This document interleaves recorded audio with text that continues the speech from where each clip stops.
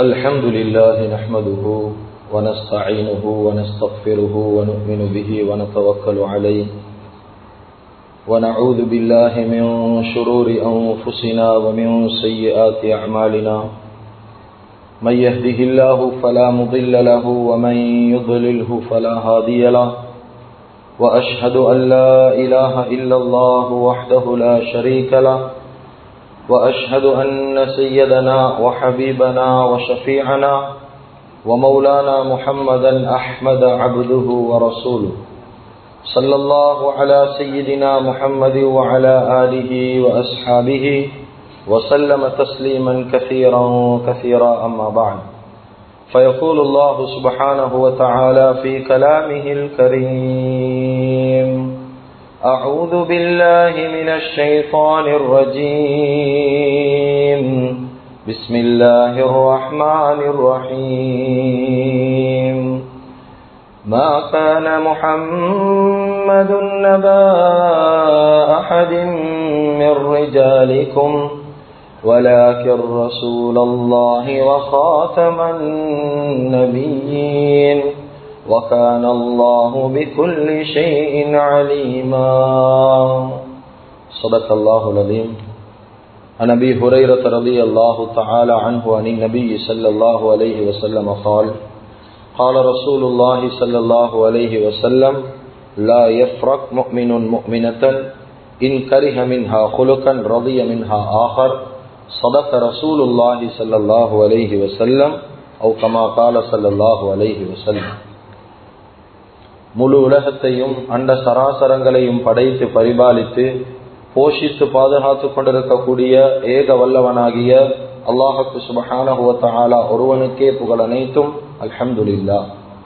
ஸலாத் என்னும் கருணையும் சலாம் என்னும் ஈடேற்றமும் முஹம்மது ரசூலுல்லாஹி ஸல்லல்லாஹு அலைஹி வஸல்லம் அவர்கள் மீதிலும் அந்த நபிகள் நாயகம் ஸல்லல்லாஹு அலைஹி வஸல்லம் அவர்களுடைய வாழ்க்கை வழிமுறைய தங்களுடைய வாழ்க்கையில் முழுமையான முறையில் எடுத்து நடந்த உத்தம சஹாபாக்கள், தாபிஊன்கள், தபஉ தாபிஈன்கள், ஷுஹதாக்கள், சாலிஹீன்கள், நல்லோர்கள் அனைவர்கள் மீதும் கியாமத்துடைய நாள் வரைக்கும் அவரை பின்பற்றி வாழக்கூடிய வாழ்ந்து கொண்டிருக்கக்கூடிய ஒவ்வொரு முஃமினான ஆண்கள் பெண்கள் மீதும் உண்டாகட்டும்.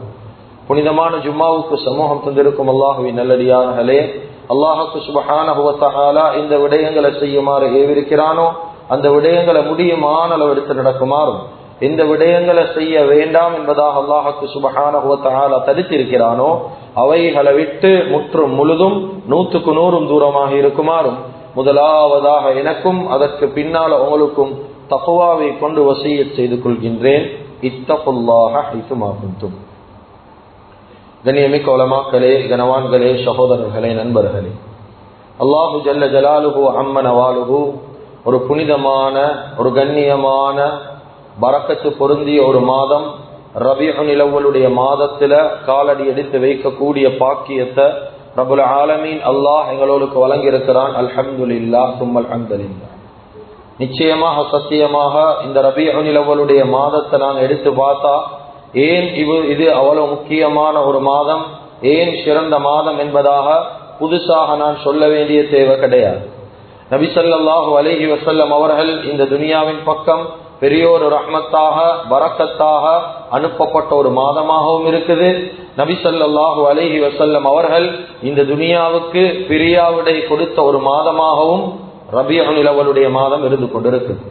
எனவே கண்ணியமிக்க அல்லாஹுவின் நல்லடியார்களே, அருமையானவர்களே, நபி ஸல்லல்லாஹு அலைஹி வஸல்லம் அவர்களுடைய சிறப்புக்கள், அவருடைய பல வர்ணனைகள், அதே போல அவர்களுடைய புகழ் மாலைகள், நபி ஸல்லல்லாஹு அலைஹி வஸல்லம் அவர்கள் சம்பந்தப்பட்ட பல விடயங்கள் பல மஸ்ஜிதுகள்ல பல உலமாக்கள் மூலமாக பலவிதமான முறைகள்ல மக்களுக்கு எடுத்து சொல்லப்பட்டு கொண்டிருக்கிறத கண்ணால கண்டு கொண்டிருக்கிறோம். எனவே அந்த அடிப்படையில நபி ஸல்லல்லாஹு அலைஹி வஸல்லம் அவர்களுடைய ஒவ்வொரு விடயங்கள்லையும் மனிதர்களுடைய வாழ்க்கையில என்னென்ன விஷயங்கள் இருக்குதோ அத்துணை விடயங்களுடைய தெளிவையும் நபி ஸல்லல்லாஹு அலைஹி வஸல்லம் அவர்கள் ஒரு காலமும் மனிதர்களுக்கு சொல்லாம விட்டது கிடையாது. மனிதனுடைய வாழ்வியலோட எந்தெந்த விடயங்கள் தொடர்பு பட்டு இருக்குதோ அத்துணை விடயங்களுடைய தெளிவும் நபி ஸல்லல்லாஹு அலைஹி வஸல்லம் அவர்கள் ஒவ்வொரு மனிதர்களுக்கும் காட்டி தந்திருக்கிறார். அதுல மிக முக்கியமான ஒரு விடயம்தான் மனிதர்களுடைய வாழ்வியலோட மிகவும் தொடர்பு பட்ட ஒரு விடயம்தான் குடும்ப வாழ்க்கை.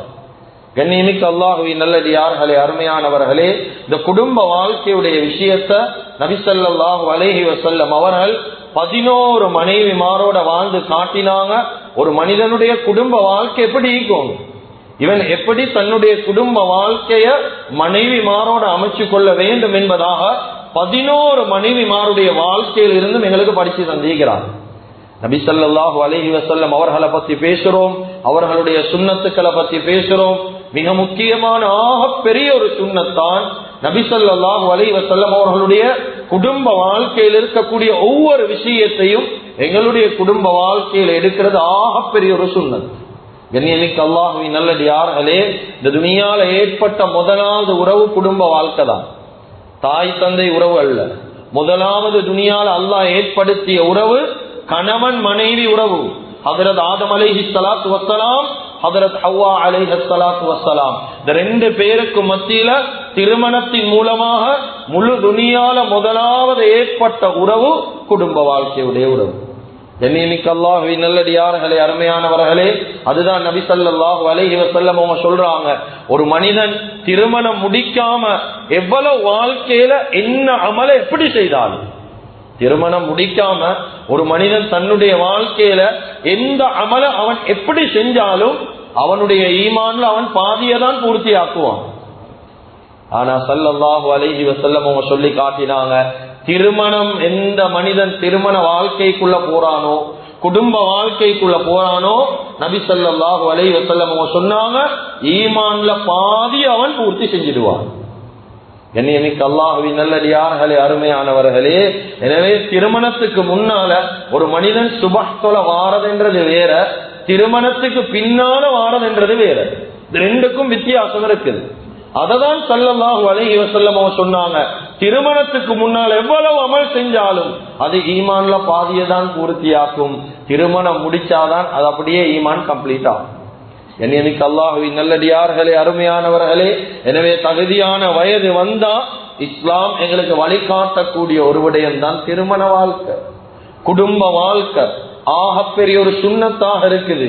ஆனா கவலையான ஒரு செய்தி என்ன தெரியுமா, இந்த சமூகத்துல கவலைப்பட வேண்டிய செய்தி என்ன தெரியுமா, எந்த குடும்ப வாழ்க்கையை கொண்டு மன நிம்மதி கிடைக்கும் என்பதாக குர்ஆன்ல அல்லாஹ் சொல்றானோ, وَمِنْ آيَاتِهِ أَنْ خَلَقَ لَكُمْ مِنْ أَنْفُسِكُمْ أَزْوَاجًا. அல்லாஹ் குர்ஆன்ல சொல்றான், குடும்ப வாழ்க்கை என்றது ஏண்ட அத்தாட்சி என்று சொல்றான். ஆயத் அத்தாட்சி என்பதாக அல்லாஹ் பேசுறான். குடும்ப வாழ்க்கை என்றது கணவனுக்கு மனைவிக்கும், மனைவி கணவனுக்கும் பெரியோரு நிம்மதியை கொண்டு வரக்கூடிய ஒரு வாழ்க்கை குடும்ப வாழ்க்கை. குர்ஆன் பேசுது. இதுக்கு மாற்றமாக எங்கட வாழ்க்கை இருக்குதா விளங்கி கொள்ளணும். குர்ஆன் ஹதீஸுக்கு உட்பட்ட முறையில எங்கட குடும்ப வாழ்க்கை இல்லை, அதை தாண்டி எங்கட வாழ்க்கை போகுது. அதன் மூலமா தான் குடும்ப வாழ்க்கையில நிம்மதி இல்லாம போகும். எனவே கண்ணியமிக்க அல்லாஹ்வின் நல்லடியார்களே, எந்த குடும்ப வாழ்க்கையை கொண்டு மன நிம்மதி கிடைக்கும் என்று அல்லாஹ் குர்ஆன்ல சொன்னானோ, எந்த குடும்ப வாழ்க்கையை கொண்டு கணவனும் மனைவியும் சொர்க்கவாதி ஆகுவாங்க என்பதாக நபி ஸல்லல்லாஹு அலைஹி வஸல்லம் சொன்னாங்களோ, எந்த குடும்ப வாழ்க்கையை கொண்டு ஈமான்ல ஒரு மனிதன் பாதிய பூர்த்தி செய்து கொள்வான் என்பதாக சொன்னாங்களோ, கண்ணியமிக்க அல்லாஹ்வின் நல்லடியார்களே, அருமையானவர்களே, அன்பான இஸ்லாமிய சகோதரர்களே, இந்த காலத்துல குடும்ப வாழ்க்கை பெரியோரு வெறுப்புக்குரிய ஒரு வாழ்க்கையாக பார்க்கப்படும். ஏன் தான் குடும்ப வாழ்க்கைக்குள்ள போனோம், ஏன் தான் திருமணம் முடிச்சோம், ஏன் கல்யாணம் முடிச்சோம், இப்படி என்றெல்லாம் பல மாதிரி பலர்கள் யோசிச்சு கொண்டிருக்கிறாங்க. ஏன் குடும்ப வாழ்க்கையில நிம்மதி இல்லை, என்ன காரணம் நிம்மதி இல்லாததுக்கு? கண்ணியமிக்க அல்லாஹ்வின் நல்லடியார்களே, இந்த நாட்டுல மட்டும் கிடையாது, கொஞ்சம் எடுத்து பாருங்க, டெக்னாலஜி கூடின காலத்துல வாழ்றோம். யூரோப் கண்ட்ரியோல கூட திருமணம் வானம், திருமணம் என்றால் நிம்மதி இல்லாத ஒரு விஷயம், குடும்ப வாழ்க்கைக்குள்ள போக கூடாது என்று யூரோப் கண்ட்ரியோல திருமணம் இல்லாமல் லிவிங் டுகெதர் என்று சொல்லக்கூடிய கேவலமான கலாச்சாரத்துக்குள்ளால பெரியோரு சமூகம் தள்ளப்பட்டி. கண்ணியமிக்க அல்லாஹ்வின் நல்லடியார்களே, அருமையானவர்களே, துனியால வாழ்ந்த பெரிய அதிமேதாவிகள், பெரிய புத்திஜீவிகள், பெரிய புத்திசாலிகள், துனியால வாழ்ந்த பெரும் மக்கள் துனியாவுடைய ரீதியாக எடுத்து பாருங்க, அதிகமானவங்களுடைய குடும்ப வாழ்க்கை பேர். எங்களுக்கு தெரியும், உலகத்துல தலை சிறந்த தத்துவ மேதைகள் ஒருத்தர், ஆக பெரிய பிலோசபி பேசக்கூடிய ஒருத்தர் தான் லியோ டால்ஸ்டாய். இவருடைய வரலாறை கொஞ்சம் எடுத்து பாருங்க, எடுத்து படிங்க. புக்ஸ்கள்ல வரலாறுகளே இந்த லியோ டால்ஸ்டாயை பத்தி எழுதுறாங்க. இவர் கடைசியா மௌத்தா போகக்கூடிய நேரம், வஃபாத்தாக போகக்கூடிய நேரம், இவருடைய உடம்பு எங்க தெரியுமா, பாடி எங்க தெரியுமா கிடைச்சிச்சு? ஒரு ரயில்வே ஸ்டேஷன்ல பிளாட்ஃபார்ம் ஒன்றுல தான் கிடைச்சிச்சு. அப்படியே குப்பரை படுத்து வஃபாத்தாகின்றார், மரணமாகின்றார். அவருடைய உடம்ப சோதனை செஞ்சு அவருடைய உடம்புல அவருடைய ஆடையில எல்லாம் சோதனை செஞ்சு பார்க்கக்கூடிய நேரம், அந்த ஆடைக்குள்ளால ஒரு சீட்டு, ஒரு சின்ன துண்டு, அதுல ஒரு வாசகம் எழுதியிருந்தார், நான் மௌத்தாகினாலும் ஏண்ட பொடிய என் மனைவி கிட்ட கொடுக்கவா. உலகத்துடைய ஆக சிறந்த தத்துவமேதை. முழு ஊருக்கு தத்துவம் சொல்ல முடியும், ஆனா குடும்ப வாழ்க்கையில வழிகாட்டலாம். அது வேறொரு விஷயம்தான் குடும்ப வாழ்க்கை.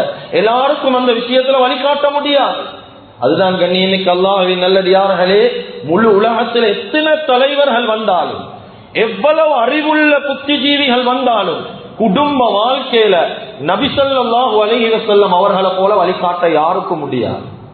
அதுதான் சில கிதாபுகள் எழுதியிருக்கிறாங்க, ஹஜ்ரத் ஈசா அலைஹிஸ்ஸலாம் ஈந்தாலும் அவங்களுக்கு குடும்ப வாழ்க்கையை சொல்லி கொடுக்கிறாங்க. ஏன், அவங்க திருமணம் முடிச்சு இல்ல, அவங்க துனியாக்கு இறங்கினதுக்கு பின்னாலதான் திருமணம் முடிப்பாங்க. அதனால அவங்க எப்ப வந்தாலும் குடும்ப வாழ்க்கையை பற்றி அவங்களுக்கு சொல்ல முடியாது என்பதாக இமாம்கள் எழுதியிருக்கிறார். கண்ணியமிக்க அல்லாஹ்வின் நல்லடியார்களே, அருமையானவர்களே, எனவே குடும்ப வாழ்க்கையில நபி ஸல்லல்லாஹு அலைஹி வஸல்லம் அவர்கள் என்ன வழி எங்களுக்கு காட்டி தந்திருக்கிறார், என்ன சொல்லி தந்திருக்கிறான், எப்படி வாழ்ந்தாங்க.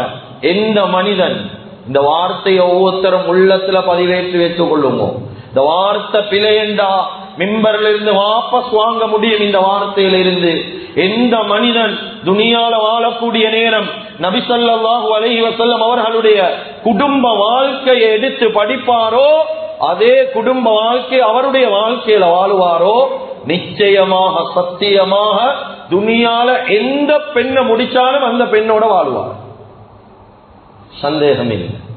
அதுதான் நபி ஸல்லல்லாஹு அலைஹி வஸல்லம் அவங்க ஒரு திருமணத்தின் மூலமாக காட்டல, 11 திருமணத்தின் மூலமாக காட்டினாங்க. 11 பெண்ணும் 11 வகை. நாங்க சொல்லுவோமே 5 விரலும் ஒன்று போலான்னு கேட்போம், 5 விரலும் உண்ட மாதிரியான்னு கேட்போம். 11 பெண்ணும் 11 வகையில இருந்தாங்க. ஹஜ்ரத் ஹஃப்ஸா ரலியல்லாஹு அன்ஹா எப்படியாப்பட்ட பெண், இபாதத்ல முன்னுக்கு ஈக்கிற பெண், சரியான சூடாகிற ஜோஷ் ஆகிற பெண். உமர் ரலியல்லாஹு அன்ஹுடைய மகள். கிதாபில் எழுதுறாங்க, சில கட்டத்துல ஹஃப்ஸா ரலியல்லாஹு அன்ஹா அவங்கள நபி ஸல்லல்லாஹு அலைஹி வஸல்லம் அவங்க தலாக் கொடுத்தாங்க. ஏன், அவங்களுக்கு சரியான கோபம் வைத்தது. உமர் ரலியல்லாஹு அன்ஹுடைய வேகம் இருந்துச்சு. ஸைனப் ரலியல்லாஹு அவங்களுடைய குடும்பம் சரியான பெருசு, பிரஸ்டீஜ் உள்ள ஒரு பெண், சரியான அவங்களுடைய குடும்பத்துல பெரிய ஒரு அந்தஸ்துக்கள் எல்லாம் இருக்குது. அப்படியான பெண், அந்த பெண்ணோட இப்படி வாழும். சஃபியா ரலியல்லாஹு ரொம்ப சென்சிட்டிவானவங்க, ரொம்ப மிருதுவானவங்க. ஒரு கிளாஸ் எடுத்து கொஞ்சம் உரமா வச்சாலும் அழுதுடுவாங்க, அந்த அளவுக்கு மிருதுவான பெண். அவங்களோட இப்படி வாழும். ஆயிஷா ரலியல்லாஹு அன்ஹா வயசுல குறைஞ்ச பெண், இந்த பெண்ணோட எப்படி வாழும். ஹதீஜா ரலியல்லாஹு தஆலா அன்ஹா வயசுல கூடின பெண், இந்த பெண்ணோட எப்படி வாழும். 11 பெண்ணோட வாழ்ந்து காட்டினாங்க. 11 பெண்ணும் 11 வகை. இந்த 11 பெண்களோட எப்படி குடும்ப வாழ்க்கை வாழும். கண்ணியமிக்க அல்லாஹ்வின் நல்லடியார்களே, அருமையானவர்களே, துனியால யாரும் எதிர்பார்க்கவானம் பிரச்சனை இல்லாத சொர்க்கம் மாதிரி ஒரு வாழ்க்கை. எல்லாத்துடைய எதிர்பார்ப்பும் அப்படிதான். நாங்க எல்லாம் யோசிக்கிறது எப்படி, துனியால எங்களுக்கு குடும்ப வாழ்க்கை ஒன்றும் எந்த பிரச்சனையும் நீக்க கூடாது, சொர்க்கமா நீக்கும்.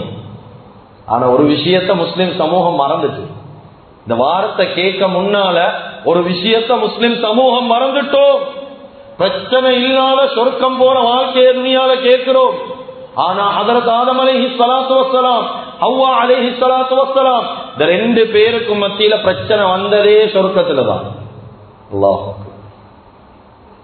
2 பேருக்கும் பிரச்சனை ஆரம்பிச்ச இடம் சொர்க்கம்.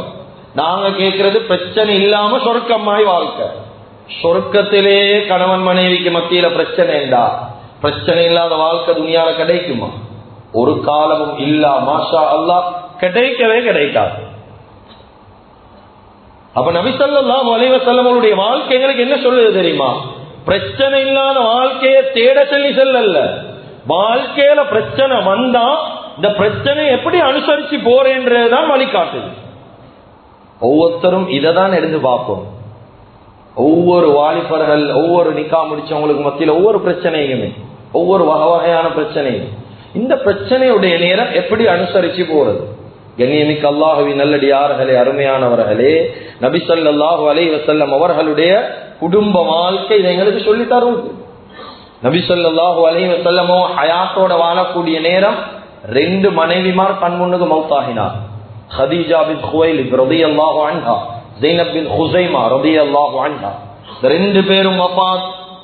நபி ஸல்லல்லாஹு அலைஹி வஸல்லம் அவர்கள் வஃபாத் ஆகினத்துக்கு பின்னால 9 மனைவிமார் ஹயாத்தோட இருந்தாங்க. அதுல கடைசியா வஃபாத் ஆகினவங்க தான் ஹஜ்ரத் உம்மு ஸலமா ரலியல்லாஹு அன்ஹா. கிட்டத்தட்ட ஸல்லல்லாஹு அலைஹி வஸல்லம் வஃபாத் ஆகி 50 வருஷத்துக்கு பின்னால மௌத்தாகினார். இவங்களுக்கு தான் இஸ்லாத்துல சொல்லப்படும் உம்முல் மசாகீன், மிஸ்கின்களுடைய தாய், மிஸ்கின்களுடைய தாய் என்று சொல்லப்படும். கண்ணியமிக்க அல்லாஹ்வின் நல்லடியார்களே, இத்தனை பெண்களோட வாழ்ந்துகிறாங்க. ஹயாத்தோட வாழக்கூடிய நேரம் 2 பெண்கள் மௌத்து. அவங்க ஸல்லல்லாஹு அலைஹி வஸல்லம் வஃபாத்தாகினத்துக்கு பின்னால 9 பேர் ஹயாத்தோட வாழ்ந்து கடைசியா மௌத்தாகின மனைவியும் 50 வருஷம் வாழ்ந்துகிறார். இத்தனை வருஷத்துல கிதாபுல எடுத்து பாருங்க, குடும்ப வாழ்க்கையில கணவன் என்ற ரீதியில ஒரு பிளக் மார்க் இல்ல. ஏண்ட மாப்பிள்ளை இப்படி நடந்தார், இப்படி நடந்தார், ஒரு பிளக் மார்க்க யாரும் காட்ட மாட்டார். அந்த அளவுக்கு பேணுதலான வாழ்க்கையை வாழ்ந்தான். கண்ணியமிக்க அல்லாஹ்வின் நல்லடியார்களே, அருமையானவர்களே, குடும்ப வாழ்க்கை ஒரு இபாதத்தா பார்த்தான். குடும்ப வாழ்க்கை இபாதத்தா இல்லையா? இபாதத், ஒரு இபாதத். தொழுகை எப்படி ஒரு இபாதத்தோ, நோன்பு எப்படி ஒரு இபாதத்தோ, ஹஜ் செய்யறது எப்படி இபாதத்தோ, குடும்ப வாழ்க்கையும் ஒரு இபாதத். அப்படிதான் நபி ஸல்லல்லாஹு அலைஹி வஸல்லம் அவங்க பார்த்தாங்க. ஒவ்வொரு விஷயத்திலும் குடும்ப வாழ்க்கையில நடக்கக்கூடிய ஒவ்வொரு விஷயத்திலும் அல்லாஹ் நன்மைகளை வைத்திருக்கிறான், கூலிகளில். உதாரணம், கணவனுக்கும் மனைவிக்கும் மத்தியில் இருக்கக்கூடிய தாம்பத்திய உறவு. இதுக்கு என்ன நன்மை எங்களுக்கு சிலவங்களுக்கு தெரியாது. இது நன்மையான ஒரு காரியம். கணவன் மனைவியும், மனைவி கணவனும் இச்சைகளை தீர்த்து கொள்றாங்க, தாம்பத்திய உறவு. இதுக்கு என்ன நன்மை இஸ்லாத்துல? சில கிராமவாசிகள் வந்து கேட்டாங்க, யா ரசூலல்லாஹ், யா ரசூலல்லாஹ், எங்களுக்கு பணக்கார மனிதர்கள், பணம் படைத்த மனிதர்களை பார்க்கக்கூடிய நேரம் கொஞ்சம் கவலை ஆகிக்குது, பொறாமை ஆகிக்குது. கேட்டாங்க ஏன்? சொன்னாங்க, அவங்க அமல் செய்யறாங்க, நாங்களும் அமல் செய்யறோம். அவங்க தொழுறாங்க, நாங்களும் தொழுறோம். அவங்க நோன்பு பிடிக்கிறாங்க, நாங்களும் நோன்பு பிடிக்கிறோம். அவங்க ஹஜ்ஜி செய்யறாங்க, நாங்களும் ஹஜ்ஜி செய்யறோம். அப்ப என்ன பிரச்சனை? சொன்னாங்க, அவங்களுக்கு அல்லாஹ் செல்வங்களை கொடுத்திருக்கிறான், அதை கொண்டு அவங்க சதகா செய்யறாங்க. ஆனா எங்களுக்கு செல்வம் இல்லை, எங்களுக்கு செல்வம் இல்ல, அல்லாஹ் எங்களுக்கு பணம் வசதிகளை தந்து இல்ல, நாங்க ஏழைகளை அழிக்கிறோம், அதனால எங்களுக்கு சதகா கொடுக்கல. நபி ஸல்லல்லாஹு அலைஹி வஸல்லம் என்ன தெரியுமா சொன்னாங்க? துனியால வாழக்கூடிய ஒவ்வொரு மனிதனும் ஒரு விதத்துல சதகா கொடுக்கிறான், குறிப்பாக குடும்ப வாழ்க்கை வாழக்கூடிய ஸல்லல்லாஹு அலைஹி வஸல்லம் சொன்னாங்க, கணவன் மனைவிக்கு மத்தியில் இருக்கக்கூடிய தாம்பத்திய உறவும் சதகாவுடைய நன்மை கிடைக்கும். சுப்ஹானல்லாஹ். கேட்டான் ஆச்சரியமா, யார ரசூலல்லாஹ், அது எப்படி யார ரசூலல்லாஹ், எப்படி சதகாவுடைய நன்மைன்றீங்க?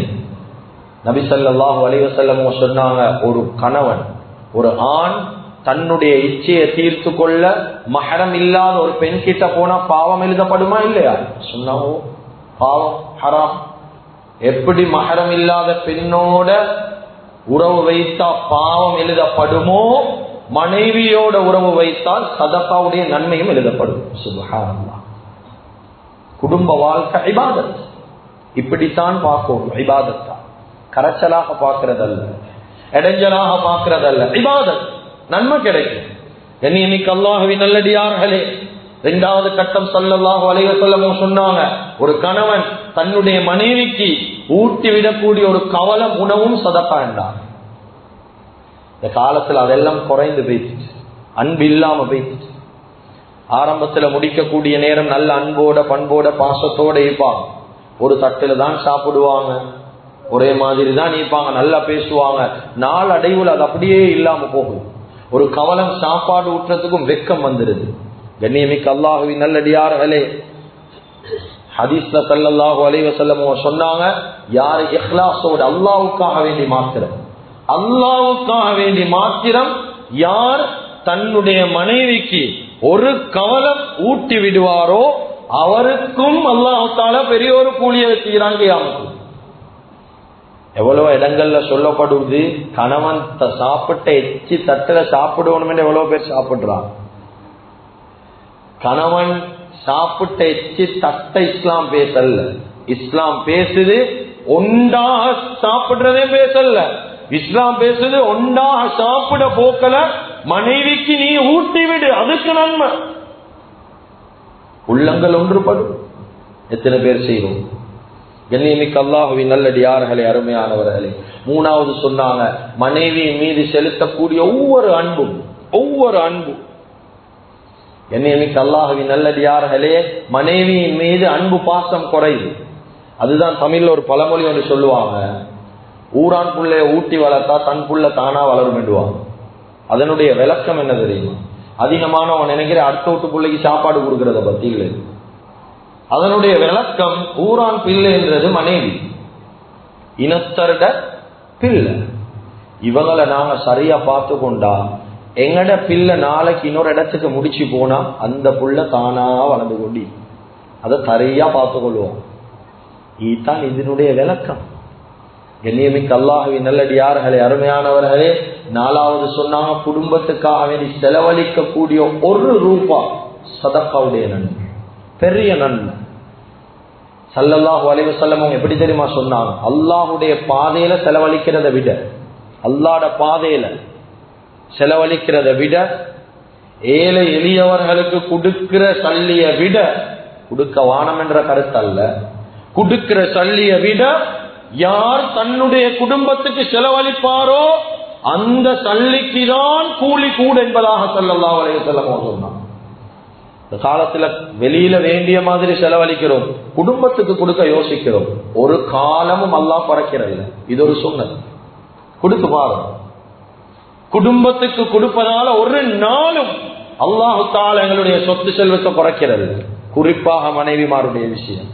கண்ணியமிக்க அல்லாஹ்வின் நல்லடியார்களே, அருமையானவர்களே, குடும்ப வாழ்க்கை எவ்வளவு அருமையான விடயம். ஸல்லல்லாஹு அலைஹி வஸல்லம் சொன்னாங்க, உடல் தேவையை பூர்த்தி செய்யக்கூடிய அந்த உறவுக்கும் இஸ்லாத்துல நன்மை, ஊட்டிவிடக்கூடிய சாப்பாட்டுக்கும் நன்மை, நாங்க பொழியக்கூடிய அன்புக்கும் நன்மை, தன் குடும்பத்துக்கு செலவழிக்கிறதும் நன்மை. சுப்ஹானல்லாஹ், இதுதான் குடும்ப வாழ்க்கை.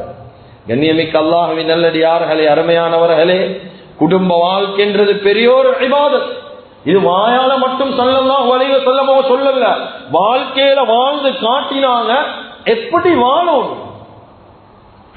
வாழணும், எப்படி ஹேண்டில் பண்ணணும். ஒரு குத்துபால மாத்திரம் இதை பேசி முடிக்கிறல்ல, பேசி முடிக்க முடியாது.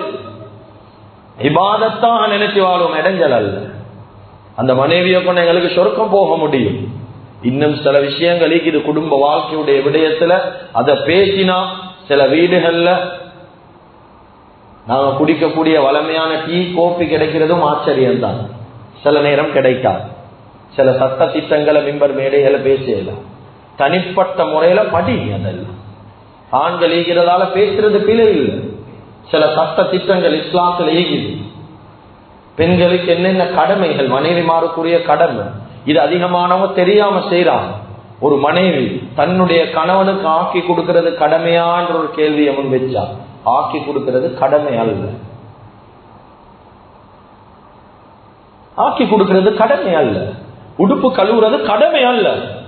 புள்ள பார்க்கிறது கடமை அல்ல. பிள்ளைக்கு பால் கொடுக்கிறது கடமை அல்ல. இமாம் ஷாஃபியுடைய சட்டத்தின் பிரகாரம் இதெல்லாம் கடமை அல்ல.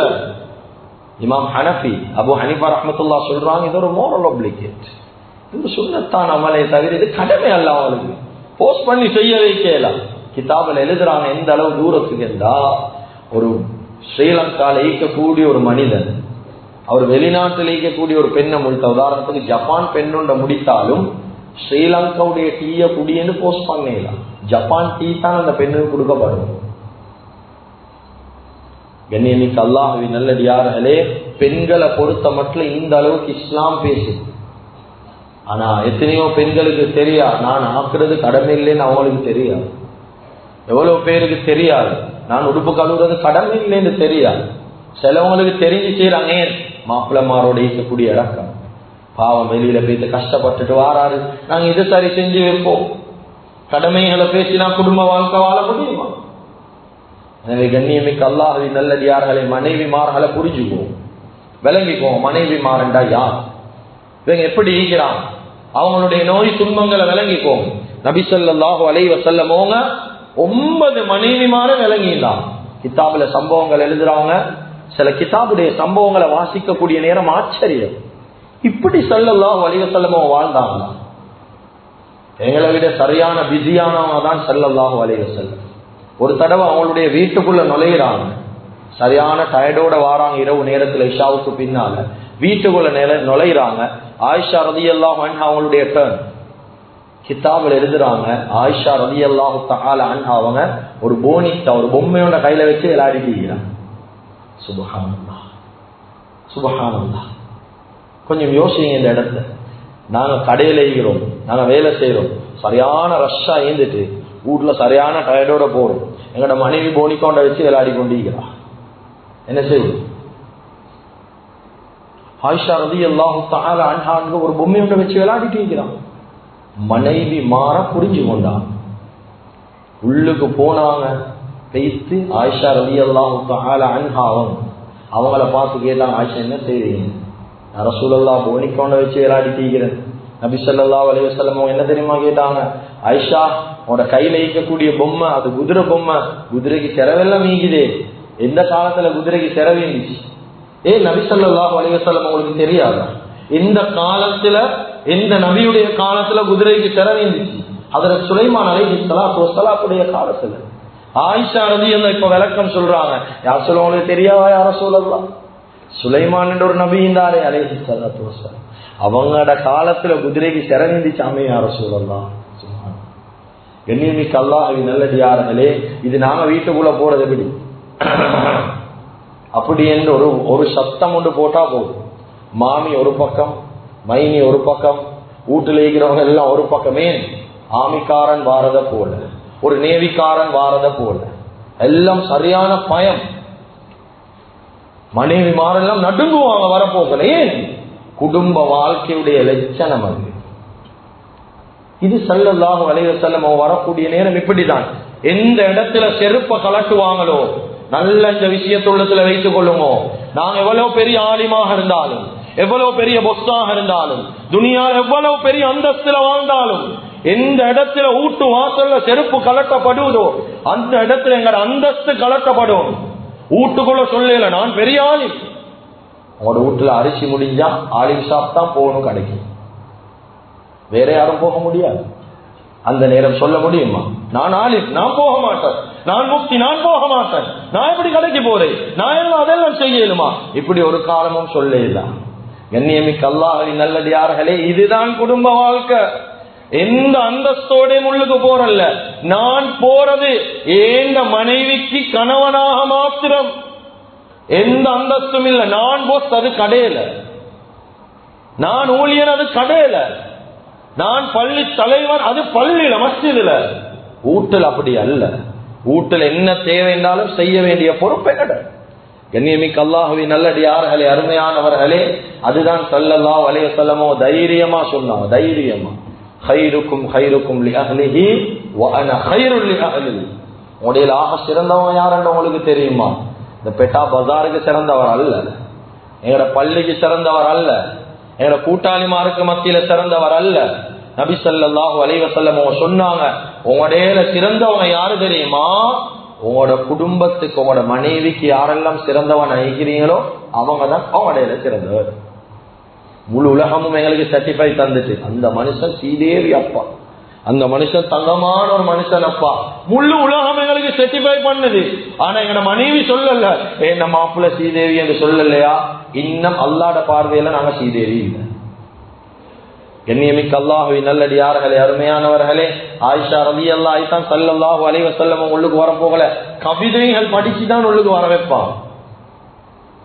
சில கணவன்மார் வீட்டுக்கு போகக்கூடிய நேரம் மனைவிக்கு விருப்பமே இல்லாம வீட்டுக்கு வாரம், வந்தாவே இந்த சிறு பெய்த்துடு, வந்தாவே என்ன சரி சொல்லு. ஸல்லல்லாஹு அலைஹி வஸல்லம் வர போகல சொல்லுவாங்கல்ல, நான் ஷம்ஸுன் வலி ஆஃபாக்கு ஷம்ஸு, எனக்கு ஒரு சூரியன் நீக்கிறாரு, வானத்துக்கும் ஒரு சூரியன் நீக்கிறாரு.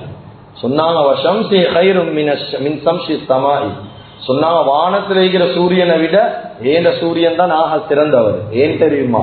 வானத்தில் இருக்கிற சூரியன் அவர் ஃபஜ்ருக்கு பின்னால உதிப்பாரு, ஆனா ஏண்ட சூரியன் வஷம்ஸி தாலிஉன் பஅதல் அஷா, சொன்னாங்க ஏண்ட சூரியன் என்னைய நோக்கி எப்ப தெரியுமா உதிப்பாரு?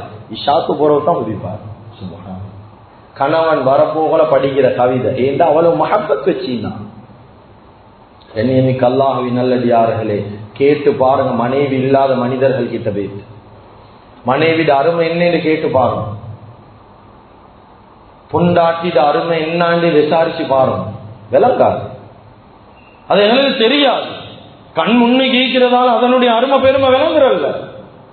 நாங்க அழுகுறது எப்ப தெரியுமா? பபா கிடைக்க கொண்டு போய் நிப்பாட்டினோமா, அப்பதான் மனைவி யாருன்னு எங்களுக்கு விளங்க வருவது. அப்படி இல்ல ஒரு பயணம் போனா நாங்க எங்கட தேவையை தனியா செய்ய போகலதான் மனைவியை நினைச்சு அழுகுறோம். மனைவி இல்லாத மனிதர்கள் கிட்ட கேளுங்க, இன்னமும் அழுகுறாங்க.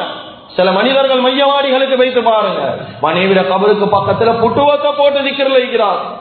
ஏன்? பிரிவு தாக்கலாம். கண்ணியமிக்க அல்லாஹ்வின் நல்லடியார்களே, எங்களை ஈக்கக்கூடிய ஒரே ஒரு மனைவியை வச்சுக்கொண்டு பாடாப்படுத்தி கொண்டிருக்கிறோம். ஆனா ஸல்லல்லாஹு அலைஹி வஸல்லம் ஒரு துளியும் மனைவிமாருடைய உள்ளத்தை நோவிக்கல. எவ்வளவு பிரச்சனை வந்தாலும் ஒரு துளி ஸல்லல்லாஹு அலைஹி வஸல்லம் மனைவிமாருடைய உள்ளத்தை நோவிக்கல.